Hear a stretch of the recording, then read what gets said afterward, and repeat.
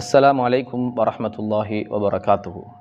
எங்களுடைய flash media ஊடகத்தினூடாக இந்த காணொளியை பார்த்து கொண்டிருக்கின்ற அனைவருக்கும் அல்லாஹ் அருள் செய்ய வேண்டும் என்று பிரார்த்தனை செய்து கொண்டு, அன்புக்குரிய அல்லாஹ்வின் நடிகார்களே, அருமை சகோதர சகோதரிகளே, இன்றைய நாள் இந்த காணொளியினூடாக ஜகாத்துல் ஃபித்ர் என்று சொல்லப்படக்கூடிய மிக முக்கியமான ஒரு வணக்கம் தொடர்பான ஒரு தெளிவை வழங்குவது மிக பொருத்தம் என்று நான் நினைக்கின்றேன். ஜகாத்துல் ஃபித்ர் என்பது ரசூலுல்லாஹி ஸல்லல்லாஹு அலைஹி வஸல்லம் அவர்கள் ரமலானுடைய நோன்பு நிறைவடைகின்ற தருவாயில் ஒவ்வொருவரும் கட்டாயமாக வழங்க வேண்டும் என்று எங்களுக்கு பணித்திருக்கின்ற மிகப்பெரிய ஒரு வணக்கமாகும்.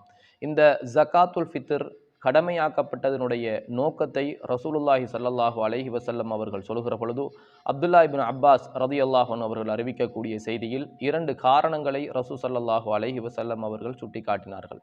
ஒன்று, இந்த ஜகாத்துல் ஃபித்ர் என்பது நோன்பாளி அவருடைய நோன்பு காலங்களில் ஏற்பட்ட குறைகளை நிவர்த்தி செய்கின்ற ஒரு காரணமாக இந்த ஜகாத்துல் ஃபித்ர் இருக்கிறது என்றும், அதே போன்று ஏழைகள் இந்த ஜகாத்துல் ஃபித்ரினூடாக பெருநாள் தினங்களில் உண்டு அவர்கள் மகிழ்ச்சியோடு அந்த பெருநாள் தினங்களை கழிக்க வேண்டும் என்ற 2வது காரணத்தையும் ரசூல் ஸல்லல்லாஹு அலைஹி வஸல்லம் அவர்கள் சொல்லிக்காட்டி இருப்பதை பார்க்கின்றோம்.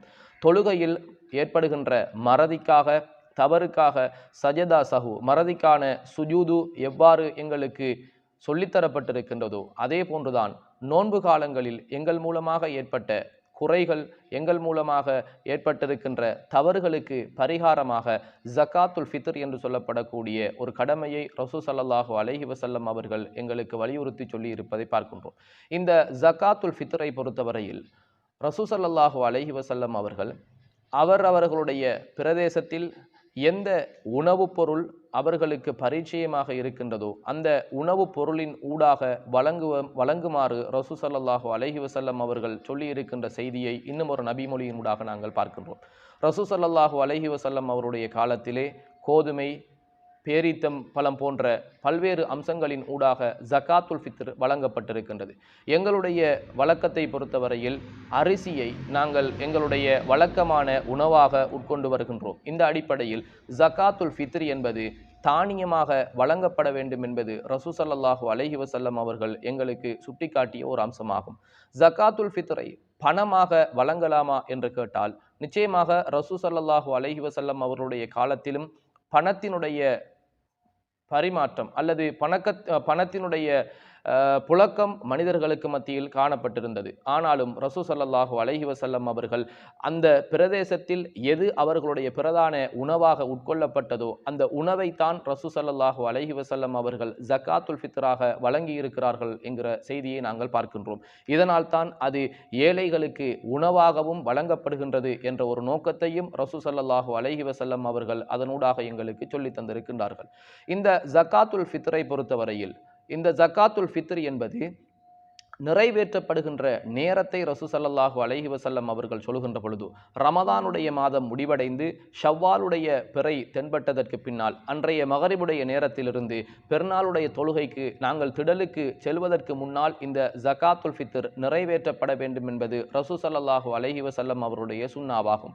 ஒரு சில ஹதீசுகளின் பிரகாரம் பெருநாளைக்கு ஷவ்வாலுடைய பிறை தென்படுவதற்கு ஓரிரு நாட்களுக்கு முன்னால் இருந்தும் அந்த ஜகாத்துல் ஃபித்ரை வழங்கலாம் என்பது முஹத்திஸுகளுடைய கருத்தாகும். அன்புக்குரியவர்களே, ரசூல் ஸல்லல்லாஹு அலைஹி வஸல்லம் அவருடைய ஹதீஸின் பின்னணியில் அந்த ஓரிரு நாட்களுக்கு முன்னால் வழங்கப்படலாம் என்கின்ற இந்த கருத்து என்பது ஜகாத்துல் ஃபித்ரை கூட்டாக நிறைவேற்றுவதற்கான சேமிக்கின்ற காலமாக ரசூல் ஸல்லல்லாஹு அலைஹி வஸல்லம் அவருடைய காலத்தில் அது வழக்கமாக கொண்டிருந்தது என்ற செய்தியை அபூ ஹுரைரா ரலியல்லாஹு அன்ஹு அவர்கள் சொல்லி காட்டுவதை பார்க்கின்றோம். எனவே மிக ஏற்றமான ஒரு செய்தி, ஓரிரு நாட்களுக்கு முன்னால் அந்த ஜகாத்துல் ஃபித்ர் கூட்டாக நிறைவேற்றப்படுவதற்கு சேமிக்கப்பட்டாலும் ஷவ்வாலுடைய பிறை தென்பட்டு மகரிபுடைய நேரத்திற்கு பின்னால் பெருநாளுடைய திடலுக்கு செல்வதற்கு முன்னால் குறிப்பிட்ட அந்த இடைவெளிக்குள் அந்த ஜகாத்துல் ஃபித்ரை நிறைவேற்ற வேண்டும் என்பதைத்தான் ரசூல் ஸல்லல்லாஹு அலைஹி வஸல்லம் அவர்கள் சொல்லி தந்திருக்கின்ற மிக ஏற்றமான சுன்னாவாக நாங்கள் பார்க்கலாம்.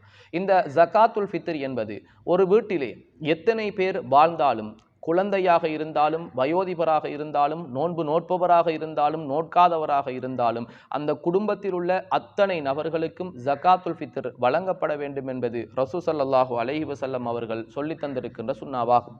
இந்த ஜகாத்துல் ஃபித்ரை பொறுத்தவரையில் இதனுடைய அளவீட்டை ரசூல் ஸல்லல்லாஹு அலைஹி வஸல்லம் அவர்களுடைய அந்த காலகட்டத்தில் பயன்படுத்தப்பட்ட ஒரு அளவீட்டு முறை அரபியிலே சா என்று சொல்லப்படக்கூடிய ஒரு அளவு முறையை சொன்னார்கள். இந்த சா என்பதை சில அறிஞர்கள் எங்களுடைய இந்த அதாவது நாங்கள் வழக்கமாக கொண்டிருக்கின்ற உணவு முறைகளில் 2.5 கிலோ அரிசியை நாங்கள் வழங்கலாம் என்று சொல்கிறார்கள். சில அறிஞர்கள் 2.25 கிலோ அரிசியை வழங்கலாம் என்று சொன்னார்கள். எது எப்படியோ ஒரு பேணுதலுக்காக முழுமையாக அந்த நன்மை எங்களுக்கு கிடைக்க வேண்டும் என்பதற்காக வேண்டி இந்த ஜகாத்துல் ஃபித்ர் ஒருவருடைய அளவு என்பது 3 கிலோ அரிசியை நாங்கள் நிரப்பமாக வழங்குவது எங்களுக்கு பரிபூரணமான கூலியை பெற்றுத்தருவதற்கு போதுமானது என்பதை நாங்கள் விளங்கிக் கொள்ள கடமைப்பட்டிருக்கின்றோம்.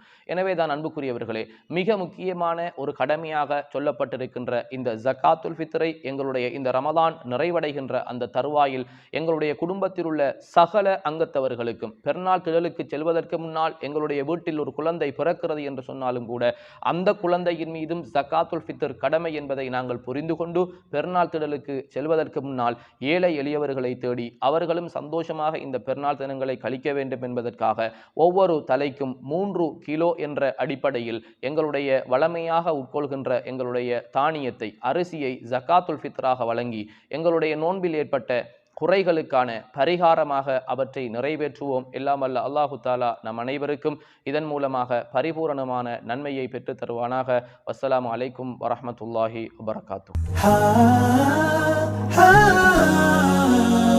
மஸ்ஹர் ரமலான் 2026 இன்றைய நாளுக்கான கேள்வி. பின்வரும் கேள்விகளுக்கு சரியான விடைகளை தருக. ஜகாத்துல் ஃபித்ர் கடமையாக்கப்பட்டதன் நோக்கம் என்ன? ஜகாத்துல் ஃபித்ர் எதனை கொண்டு நிறைவேற்றப்பட வேண்டும்? ஜகாத்துல் ஃபித்ரின் அளவு யாது? ஜகாத்துல் ஃபித்ர் நிறைவேற்றப்படுவதற்கு மிக பொருத்தமான நேரம் என்ன? கேட்கப்பட்ட கேள்விக்கான சரியான பதிலினை உமது பெயர், முகவரி மற்றும் தொலைபேசி இலக்கம் என்பவற்றுடன் 07726556558 எனும் தொலைபேசி இலக்கத்திற்கு வாட்ஸ்அப் செய்து வெற்றியாளர்களாக மாறுங்கள்.